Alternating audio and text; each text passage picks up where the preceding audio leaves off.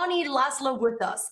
And for everyone who's watching, let me just tell in US, it is Sunday night for Bonnie. And it's not just a Sunday, it is also Easter.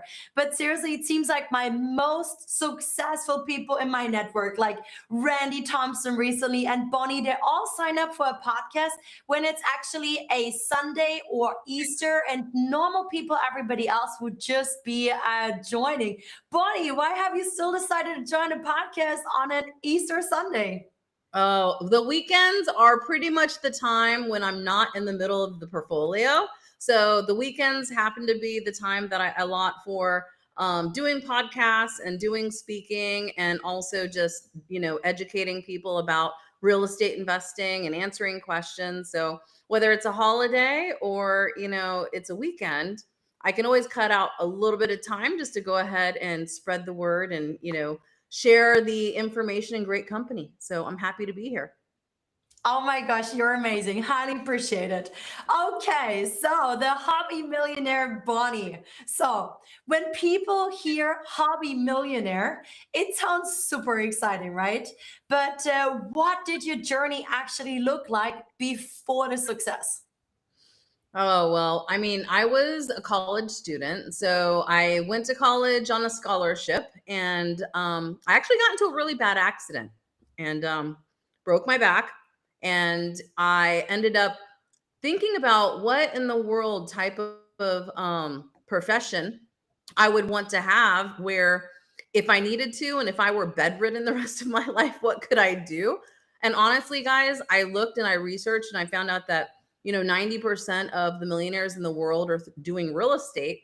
And I figured from a bed, from anywhere, in colleges, I'm thinking about this kind of stuff. I wanted to have a profession that was going to be something that I could, have for a lifetime. And I don't know, just having that type of thought process whenever you're in college is unusual, I guess.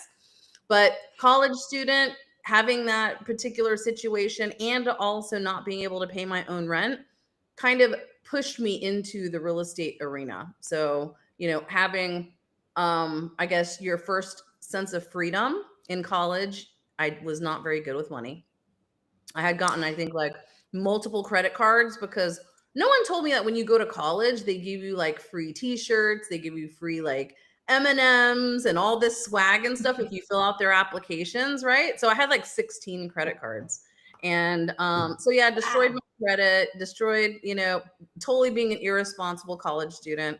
And yeah, so that before all this happened, I was a mess, just kind of figuring out as a student in college, and facing some really challenging stuff at a very young age, destroyed credit, looking at eviction status, and pretty much trying to figure out how to do college on my own. So that was a little bit of a trying moment, because with the car accident, because I'd missed so much school, I lost my scholarship as well.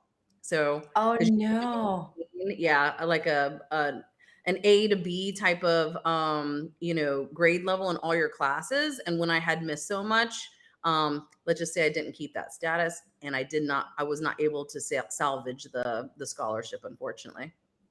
And what did you originally study at that time? I was pre-med at the time. Yep. Wow, that's a little bit different from from real estate. So I know. you just mentioned that you were basically like a mess and with the 16 credits cards and trying your best to make it work.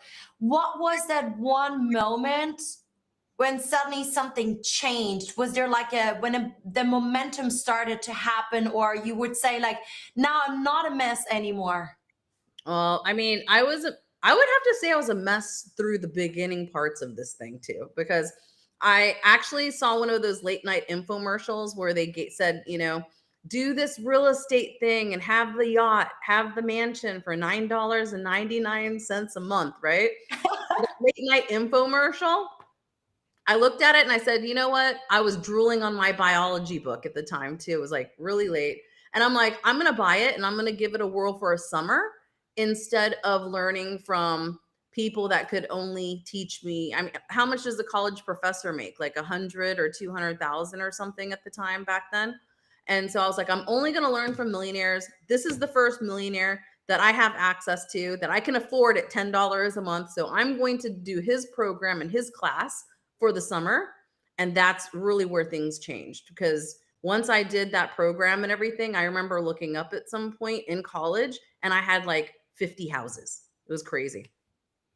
What? You had 50 houses? Yes, it In was which nuts. time frame? It was, I would have to say that was probably, so financially free at 23, first million at 26. So it would have been before I was 26 and I was 18. So what is that? Roughly Wow. 8 years time, I guess, 7 to 8 years during that, facet. But I mean, it was definitely one of the things where once you did one of them, it was easy to quickly, get up to 10 to 20 to 50. So it kind of catapults. And do you still think like back in the days versus today in 2026, once you figure it out, is it still as easy to like duplicate I and think it's, grow? yes, it is. Like I still do it today. Like I haven't changed. I still do the same thing. I just bought a few houses that were still under $100,000 a piece. I've been doing that for the past 30 years. We literally have people in our hobby millionaire community, because I'm called the hobby millionaire because I teach people how to do real estate as a hobby. And then they can decide if they want to take it up a notch, right? So as a hobby, anything that's $100,000 and below is, I just tell everyone to become a house collector, right? Because you can't even rebuild houses for this price. So every single week, like this week, I think we had like five people go under contract with different properties and stuff like that. So the deals are there. They've been there for the past 30 years. I really haven't had a problem with finding any deals. The only thing that there's a huge misconception is everyone thinks they're going to find a rental property deal for 100,000 in Beverly Hills. Like, guys, live where you want to live, but you invest where it makes sense. Come on.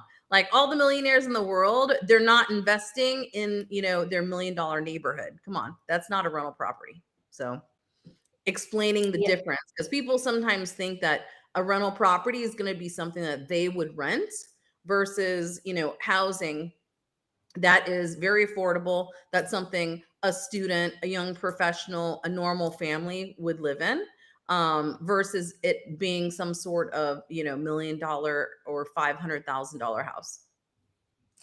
If I say coaching, mentoring, what's your Yeah. take on that? As what do you mean, like coaching and mentoring, as in who does it or what, or from No, my, just in general, like how important it basically is, like to have a mentor, to have a coach. Because again, like I'm German, right? I yeah, feel like nowadays, like over the last few years, it started to become more of a trend. Everybody wants to be a coach. But like yeah, having lived in the US and Australia, I feel like it's always been like such a big thing to really like get a coach, a mentor. But then having lived in China, like it's not very common to actually do that. This concept is like only slowly developing of why you should get a business or a life coach or a mentor. yeah. So at least from my perspective, there's like the difference between a mentor and a coach. Really, a coach is someone you're kind of bouncing things off of. You're talking, you're maneuvering. You're, it's almost like when you're playing football, you got a coach that's in the trenches with you, right? And they're helping you with the plays, and they're kind of watching what's going on. Versus, the mentors that I've had, right? Big difference between a coach and a mentor. The mentor is telling me what to do, like training, right? So just like McDonald's, right? It's got a system. It has literally trainings from doing, things that are very specific to get the same result that they are actually getting results on, versus coaching someone through a process, and it's something that has to do with that person. Versus, when I go to someone for some mentorship, I specifically want the recipe. If that kind of makes a difference, at least for me, that's the way that I have Yeah. utilized the difference, right? Finding a mentor versus a coach. So you could use them both at the same, and the same person could do the same thing, a mentor and a coach. So I'm a mentor and a coach. But when I'm mentoring, I make it very specific. Like what you think has nothing to do with what I'm wanting you to do. Like follow the system and you're going to get the same result, because if I'm coaching you through something, that's not training. That's not the training I'm Mhm. giving, right? Like Yeah. I'm literally telling someone what to do to get the result.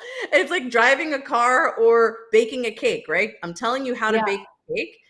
I'm not coaching you on the cake. No, I'm literally mentoring you on how to bake the thing. And we're going to go steps 1 through 5. Do not deviate. Do not, shiny penny anything, and just follow the system. Okay. Then once you've Yeah. gone through it, or whenever you are scared to do the next step or something, then I'm going to coach you through the fear. You know what I mean?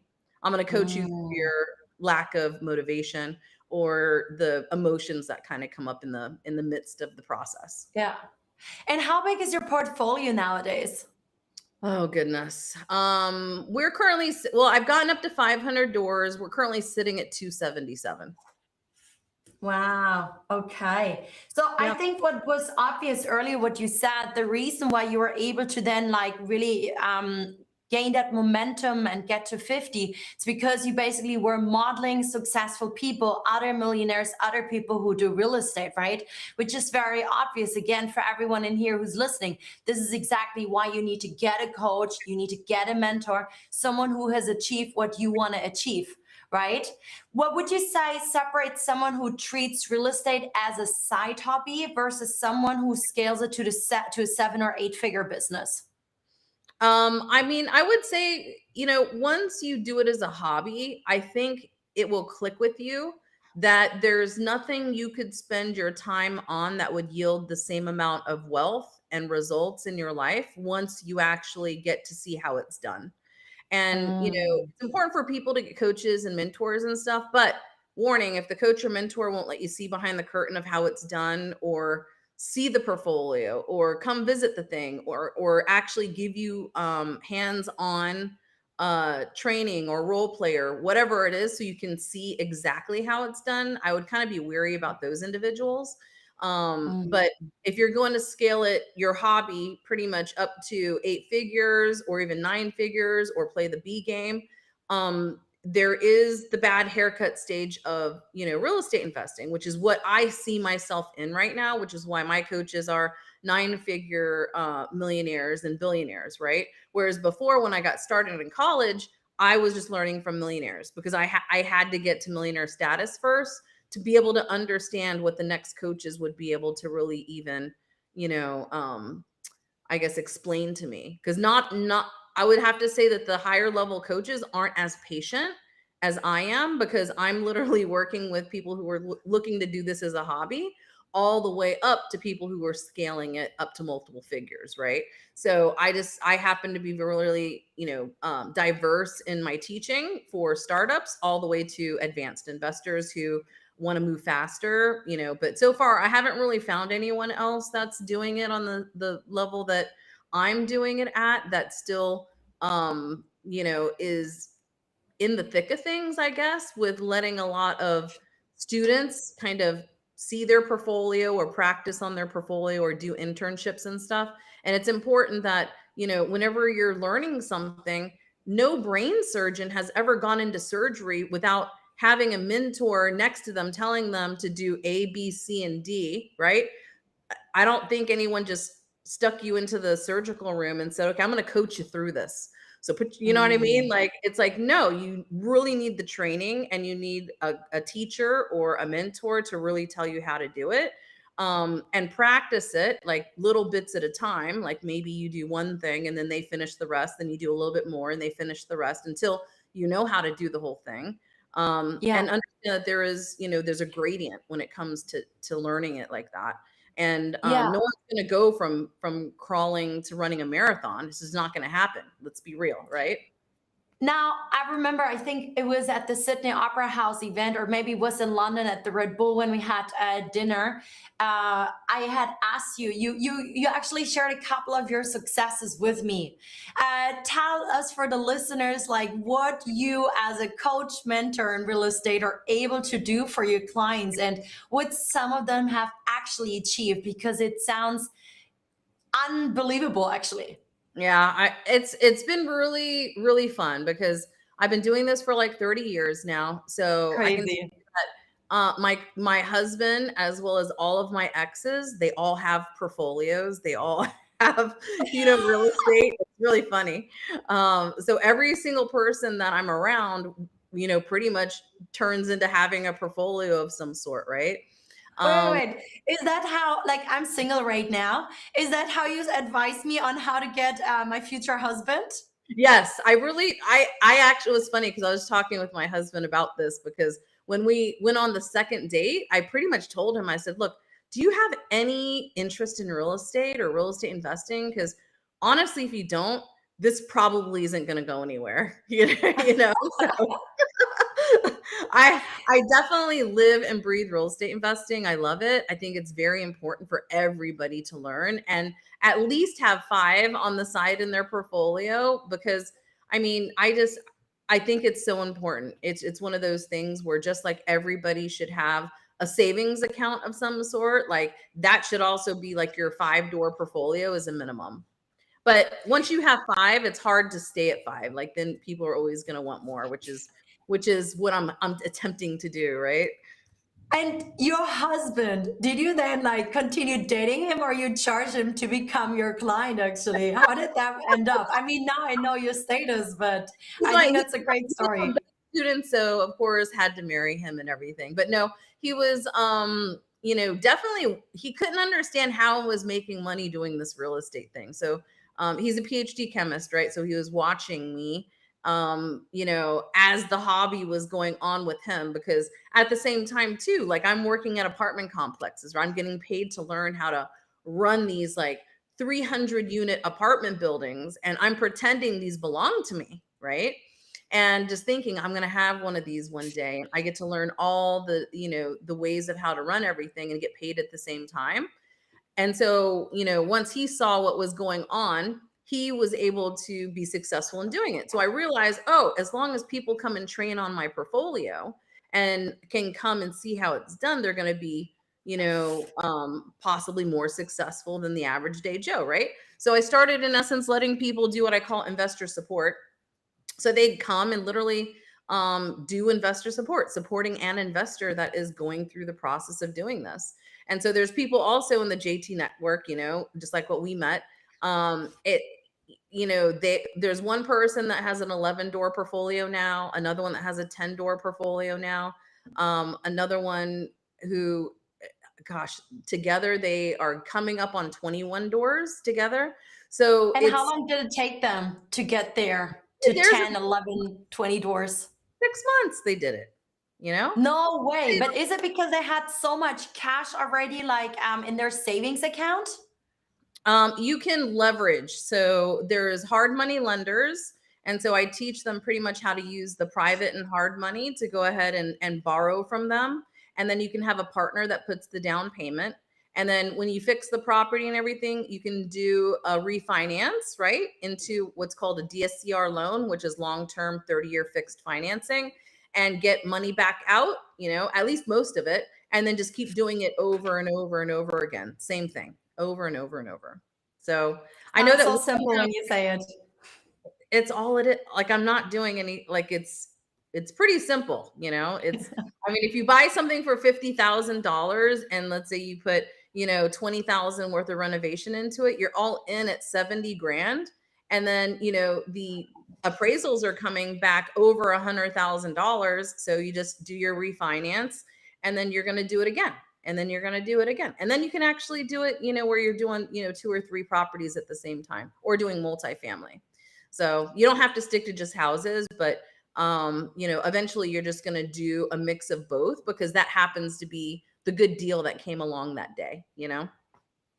That sounds amazing. So then, how did the story with your husband continue? I mean, we all know he's your husband now, but in Yeah. terms of real estate, I think he achieved something really incredible at the same time. If I remember your story correctly.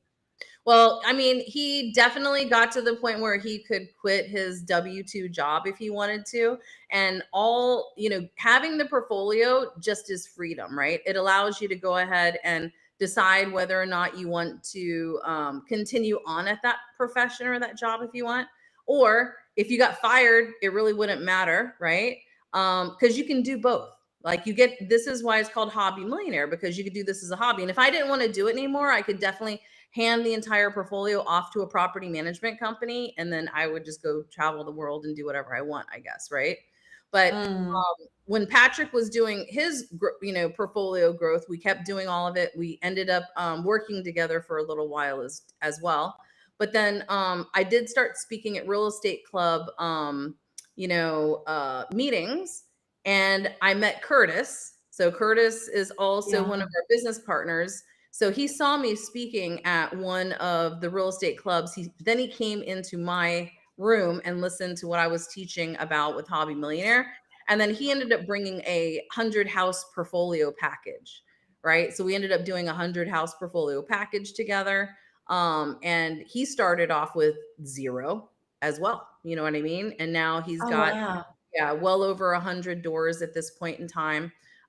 So I mean, as long as people follow the system of getting that first rental property, once you see it, you can't unsee it. It's pretty, easy to replicate over and over again. And whether you decide to do it one time or 500 times, that's pretty much what I can teach you how to do.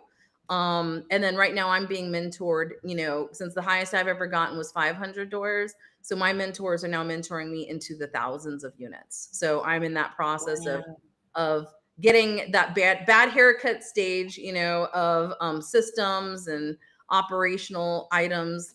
I don't like, I know that I could just go ahead and pass it off to a property management company and just go ahead and go get a bunch of, thousands of doors. But I still want to be able to self-manage them as well and keep that portfolio as a training ground for all of my hobby millionaires too. And how big is your team? Depends on what you're going to call team, like contractors. I use virtual assistants, VAs, right? So there's mainly 3 of us that are doing the main real estate investing. The hobby millionaire team itself, I would say there's probably at least like 20 or 25 that are really actively, working on their portfolios and building them. And we're leaning into each other, just like, a mastermind of business investors that are at Mhm. different stages, right? And then the contractors, there's probably about 40 of those. And Mhm. then lender wise, probably about 10 different lenders are in the mix. Yeah, that's pretty much it at the moment. And, and we're a small operation, which is exciting just to think that in the future, once you have the bad haircut stage laid out, then sky's the limit. You could go up to hundreds of employees and all that kind of stuff if you wanted to. But currently, I am still contracting everything out and pretty much partnering in with teams of people. So like Mhm. teams for marketing, teams for contracting, teams for a bunch of different, processes along the way with getting the real estate investing done. Yeah, I remember we were at Mega Success in LA in November. I was having dinner with Joe Russo. I think Yep. you also work closely with him, right? You brought him into the JT Fox community, and he was telling me so many great things about working with Bonnie and how good it is. So, He yeah, you definitely have raving fans everywhere.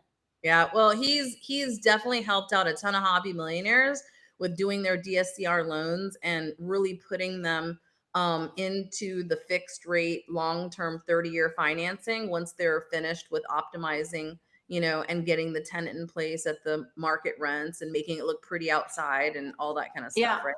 It's just, Now, whenever you find people that are able to do that special skill set that he's been doing for a very long time, um, mhm. he also has a portfolio too, which I'm working on getting him to get past his current project, which he just pretty much is in the process of doing the make ready right now. So not only is he lending, but he's also a real estate investor too. So Mhm. it's been great to pretty much make sure, have a relationship and say, hey, don't get hobby millionaires into adjustable rate mortgages or any of like the crappy things. Like I want everyone that's in the hobby millionaire community to do it right from the beginning. That way they Mhm. don't, get, in a pinch down the road. Awesome. So if someone is starting from zero today, what would be your first 3 strategic moves? You're going to go online to pretty much Redfin, Zillow, I don't know, Craigslist, whatever. I want people to look at properties that are $100,000 and below. There's even some of them that have tenants in place already. I just want people to look to see what they look like, and look for the ones that need the least amount of work, you know? So I'd say that's the very first thing to do. Second thing would be get into a hobby millionaire room. You know, we're pretty much on Zoom 3 times a week, and it's free. And everyone comes there to collaborate, to chit chat, to ask questions, do Q&A. And you can see people at different, stages of my book. 'Cause I have a book called The Real Estate Hobby Millionaire. And so there's only 5 chapters, and sorry, everyone can pretty much be in a separate chapter and still be in the same room. And then once they come into the room and once they start looking, the third thing would be to watch and ask questions. Okay. I want people to be curious, because when you see it over and over again, and you're literally pretending that you're in the shoes of the other people in the room doing the deal, like you saw someone sitting in the room that didn't have a property, and then literally in the call, they looked for a deal right online. It was in the chat. They looked at it, and then right there, they asked questions about how to make offers on it or whatever. And then they go get it under contract, and you watch and see this happening over and over and over again.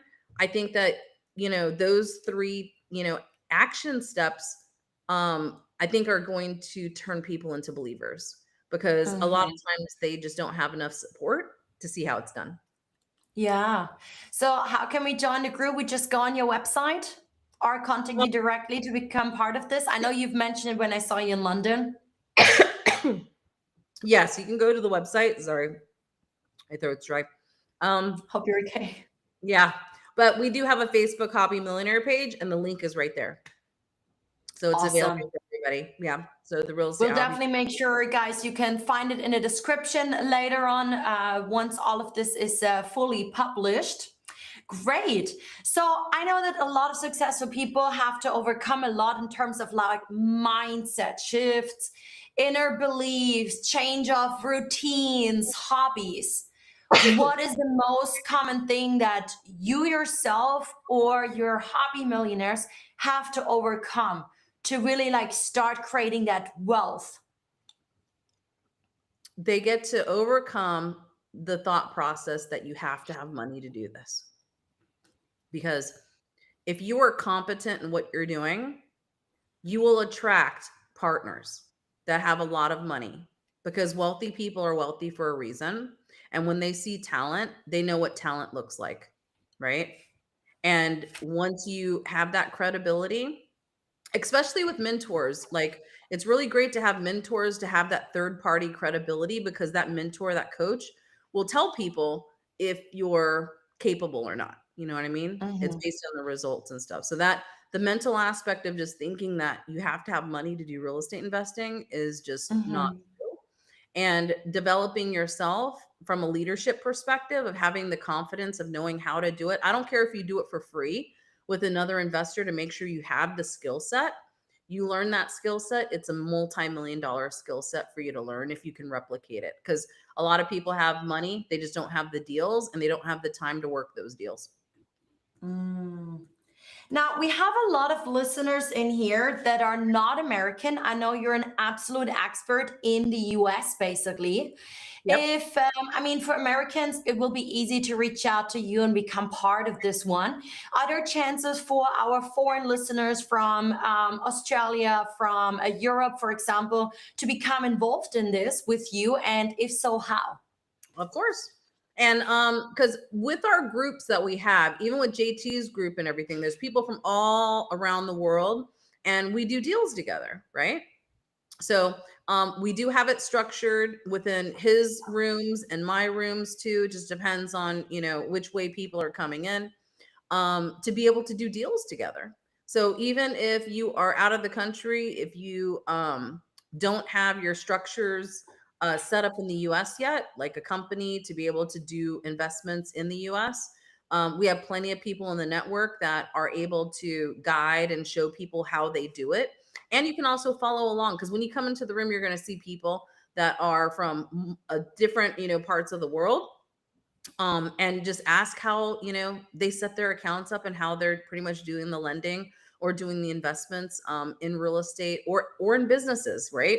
So everyone is pretty much in the vicinity around really knowledgeable, generous people that are going to help take you to the next level with understanding how to turn global, right?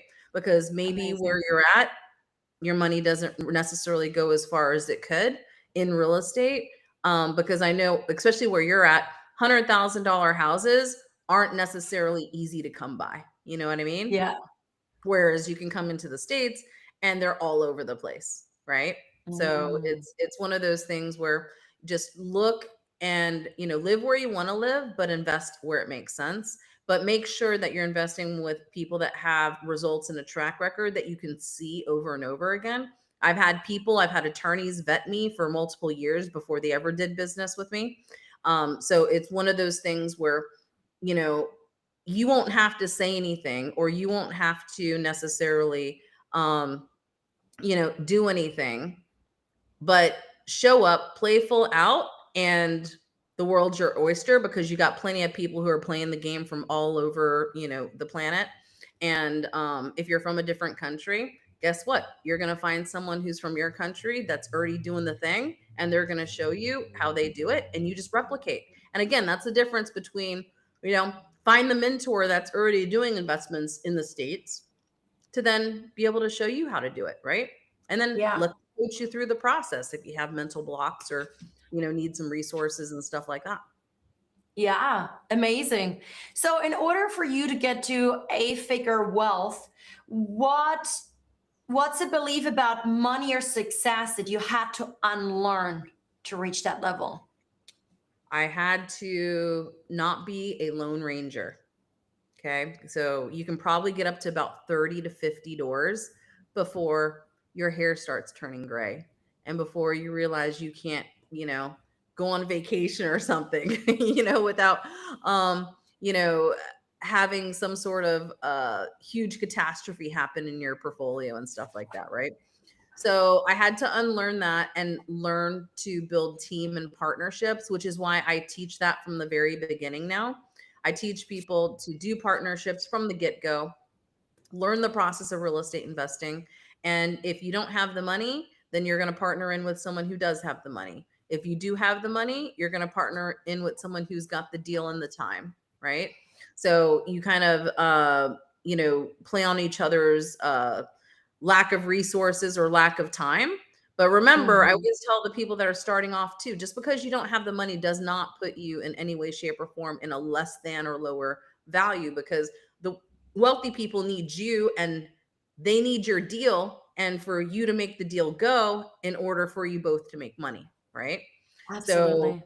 yeah, so I keep reminding people that, because unfortunately sometimes you'll have other wealthy people think that because they have the money they run the show. um okay, well then you get into the trenches and you go fix that stuff, right? You go over there and you try and do the deal. I just don't, it's not going to happen, because those people have a slew of other nicer people to do business with. So they will. That is actually today's conversation is a really good reminder that, yeah, last time when we spoke about it and you offered I could just come and join, I was like, oh, making excuses in my head. Now I do feel motivated that, hey, I think now is the right time. And I do have another one, two friends. I definitely want them, and they've already been doing stuff in real estate. I want to encourage them to join your group as well.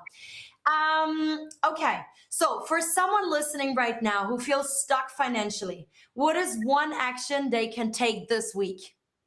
Oh, this week, stuck financially. I mean, if you have a job, go get a job at an apartment complex. Literally, go get a job. If you want more money or whatever, get a job at an apartment complex. And I want you to go there and get paid to learn, right? Because you're going to get motivated when you see how much money is coming in at the first of the month, and you see how these apartment complexes or these property management companies are run. Or if you're in the contractor side, it's going to motivate you. You're going to be like, I can do this. You know, once you get your bearings, you're going to be like, I totally could do this, or I could watch over people that are doing this. So I would say that's one thing if you feel like you're totally stuck. Second thing, if you're stuck but you have a job that you like and you don't want to switch professions, then I would say get into the room with other millionaire real estate investors so that you can shift your mindset to see what's possible, because you're only stuck because you don't know what to do next and you don't have the people around you that are supportive to show you the way. Amazing. Yeah. So surround yourself with more successful people, right? Yes. If you had to simplify wealth building into one principle, what would it be? One principle with wealth building. I mean, I would have to say, like, I do real estate. You know, I do no-brainer real estate.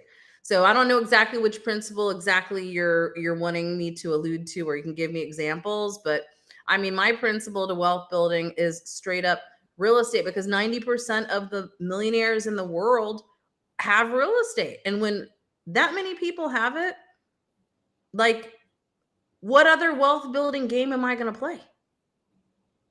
You know? Yeah. So yeah, I just follow the money. So follow the money and you're going to see everyone's playing real estate investing in one way, shape, or form. Absolutely. Yeah. Like for me personally, the reason why I have this podcast, Business Meets Life, because I think a lot of people need role models. Yes, in these times, like the times of uncertainty with different countries, and we do have a lot of global citizens in our listenership as well. I think it's more important to get the inspiration, or it might just be this one specific nugget that changes everything of what Bonnie, for example, is dropping. At the same time, I found it super difficult finding female role models, especially when I was in China. There were female communities, right? But then, like, many of them would be housewives or teachers, especially if they're like foreigners, or like in Chinese culture, they were not so open and actually sharing, and there's jealousy and all these kind of things, right? So in terms of you, like, I perceive you as, of course, a powerful woman, but at the same time, you have, I think, a strong character. You really know what you're doing and everything in business, probably in private life as well. I mean, you've been married for a very long time now, too. What would be some life or business advice for women who want to become like you?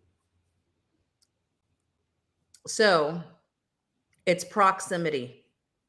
The secret is proximity. If anybody, and you know, I think I even heard that this was something that the secret societies and stuff would teach, right? Just being in the proximity of wealthy people and listening, or being in the atmosphere and in the environment, is going to motivate you. Because I remember too, whenever I went on vacations, right? And if you go on vacations, like I went to vacation and I went and walked through the yacht yards, and the yachts had helicopters on them, right? And I'm like, I have 24 hours in my day. That person has 24 hours in their day, right? I'm like, I get to be around these people to find out what is it they are doing. Okay. So whether you're female, whether you're male, it doesn't really matter. It's proximity. Get around millionaires because they think different. They have a different energy. And a lot of them are very generous, right? So there's, you know, like, I'm very cooperative business, but I'm also send the elevator back down, right? So everyone I'm teaching, I really want them to send the elevator back down once they have learned how to do it, even if it's back to your kids, okay? But send it back down. That's what I want from you. I pour into you for free. That's what I'm going to ask you to do for me, okay? And so again, I'm just going to have to say proximity. Get into the right rooms. I don't care where you are in your area. Join the clubs, join the, you know, private rooms and all that kind of stuff, so you can be around those people and listen to how they are making money, because they're going to literally be supportive of what you're doing if you are replicating a way that they made their first million, right? So it's all Mhm. about getting in the right rooms, getting, around the proper environment. And if it happens to be real estate and you learn and you play that game, they're going to have plenty of money to invest in you and with you. Mhm. And I think that their minds and their perceptions on life are going to do a lot more for you versus hanging around with broke people. So, Wow. Wow, we've already received so many nuggets. Before we let you go, we have a couple of last questions for you. First yeah. of all, I'd like to say congratulations. You've won another award recently. I think I went on all of my email addresses to kind of vote for you. Tell the audience, like the award you've just won. I've seen a couple of the pictures. I think we're going to be able to see you on a TV series even soon. Tell us, when is it out? Where can we watch it? Tell us everything, please. I think there's no other woman that would have deserved it more than you. Yes, thank you. And yes, I was awarded the most powerful woman of the year. And this was with Inside Success. I know it's a docu-series that is coming out, Women in Power.